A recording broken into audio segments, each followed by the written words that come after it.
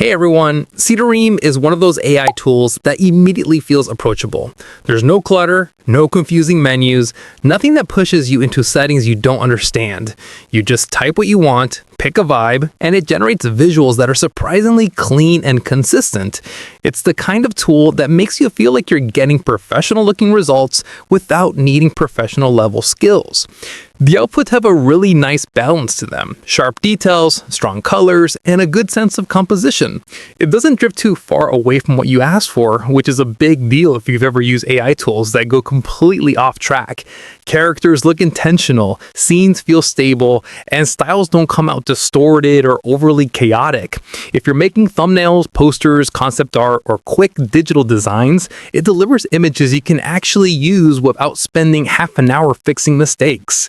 The style range is also a highlight. You can switch between realistic, anime, painterly, and more stylized looks without the tool forcing you into one signature style. It adapts well, which makes it flexible for creators who bounce between different types of content. And even though it's simple on the surface, it doesn't feel limiting. It just feels streamlined.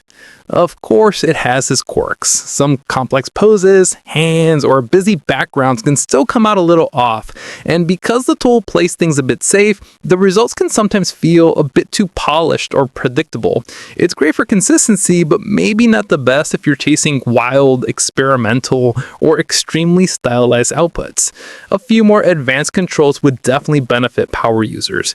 But overall, Seedeaream is one of those smooth experience AI platforms. Stable, fast, and easy for anyone to pick up.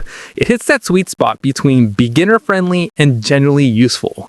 Whether you're a content creator, marketer, designer, or someone who just wants to whip up quick visuals, it gets the job done with minimal effort and minimal frustration.